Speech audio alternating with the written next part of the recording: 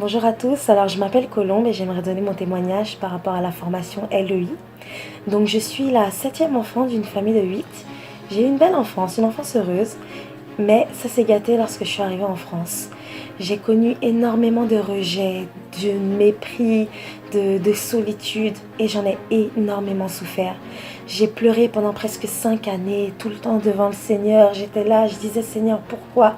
Pourquoi ma vie est différente des autres? Pourquoi je souffre autant? Pourquoi tant de larmes? Pourquoi tant de rejets? Pourquoi je n'arrive pas à avoir une relation normale avec les gens comme tout le monde? Et c'est comme si dans mon entourage, dans ma famille, personne ne voyait mon mal-être, ou du moins personne ne faisait rien. Quand j'essayais d'en parler, c'est comme si ça tombait dans l'oreille d'un sourd.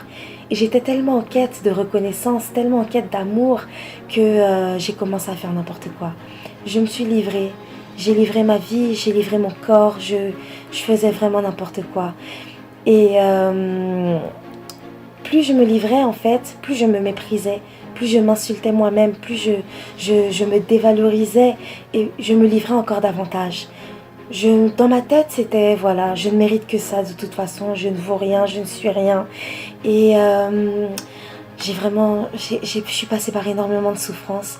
Et c'est Dieu lui-même qui m'a fait sortir de cet engrenage, ce cercle vicieux dans lequel j'étais rentrée, j'étais tombée. J'étais vraiment dans la dépression, j'étais timide, waouh, c'était grave, c'était grave. Et je suis sortie de là, j'ai décidé de renouer ma relation avec le Seigneur, cette relation que j'avais complètement perdue. Et le travail de guérison a été fait. Je ne sais pas comment il s'est fait, je ne sais plus quand ça a commencé, mais tout ce que je sais, c'est que ce travail a été fait. C'est-à-dire qu'aujourd'hui, voilà, je peux parler de ce qui m'est arrivé sans larmes, sans tristesse, c'est tout simplement un témoignage. J'ai également accepté mon passé. Je n'en suis pas fière, certes, mais j'ai accepté mon passé pour la simple et bonne raison que je sais très bien et j'ai pris conscience que le passé, c'est le passé. Aujourd'hui, j'avance. La Colombe d'hier n'a absolument rien à voir avec la Colombe d'aujourd'hui. Ce n'est plus la même personne. Et de là, j'assume mon passé.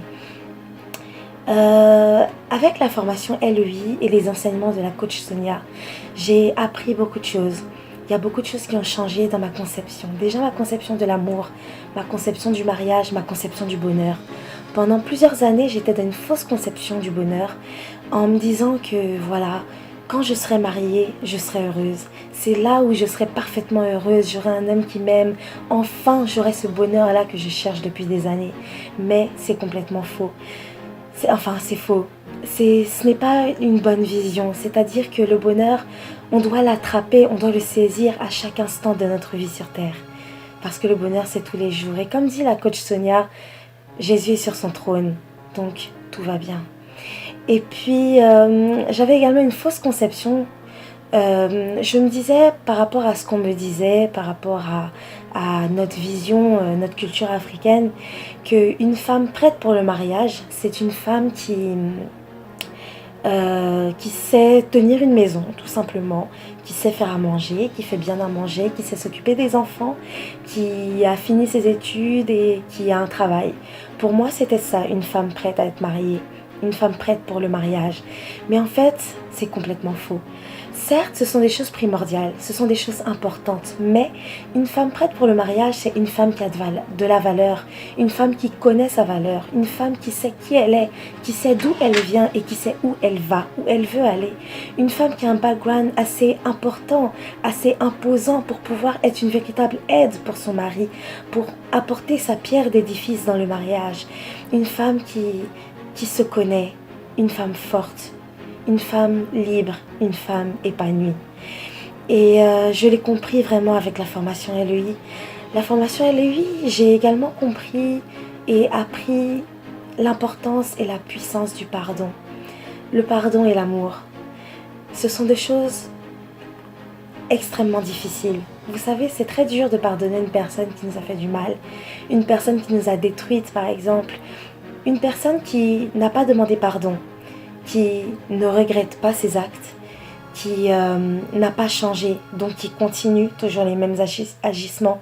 Pardonner à cette personne, c'est extrêmement difficile parce que parfois c'est nous-mêmes qui fermons notre cœur. on attache une personne à notre cœur, on dit non, ce qu'elle a fait là, en tout cas je refuse de pardonner, c'est trop facile, pourquoi pas, c'est trop facile et tout, non, non, non, non, non, c'est trop simple pour cette personne de lui pardonner, mais non, Dieu nous demande de pardonner. Et parfois on voit notre vie, on voit nos problèmes, on voit des situations qui ne sont pas normales dans la vie d'un chrétien, d'un enfant de Dieu, et on se dit mais pourquoi ces situations? Mais en fait, on est dans le péché.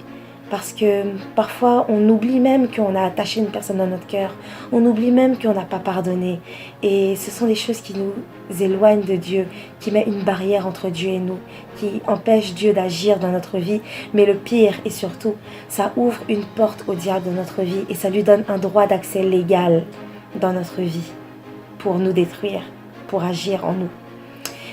J'ai également appris par rapport à l'indépendance. Par rapport à l'indépendance spirituelle. Vous savez, pendant très longtemps, jusqu'à il y a quelques jours d'ailleurs, je reçois beaucoup de Dieu. Dieu m'a fait la grâce de... Dieu me parle beaucoup, mais j'ai toujours le doute en moi. Je doute beaucoup. Et parfois, je me dis, oui, est-ce que c'est Dieu qui m'a parlé?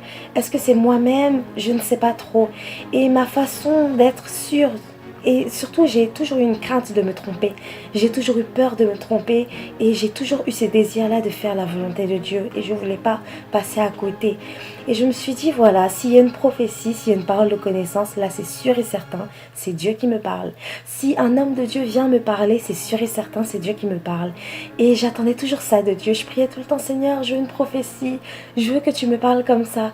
Bon, je vous dis la vérité, entre nous, Dieu ne l'a jamais fait, hein.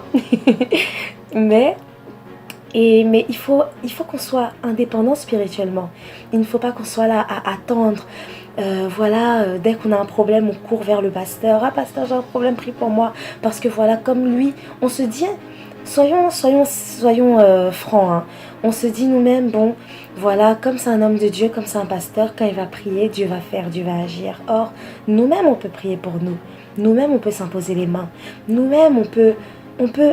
Il faut qu'on ait assez de foi et assez d'assurance en Dieu, de confiance en Dieu pour croire qu'il nous écoute, qu'il nous entend et qu'il va agir, qu'il va nous parler. Également par rapport au péché, stop à l'hypocrisie.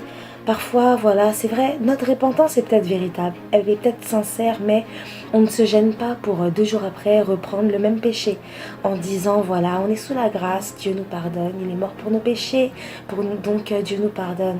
Mais notre repentance est tellement hypocrite parce qu'au final on se dit bon voilà, demain je vais me permettre de pécher, je vais demander pardon, allez je vais demander pardon, on se comprend hein, on sait ce que c'est et c'est hypocrite, c'est tellement hypocrite qu'au final en fait Dieu ne nous pardonne pas. Dieu ne nous pardonne pas. On pense qu'on a été pardonné mais en fait on n'est pas pardonné.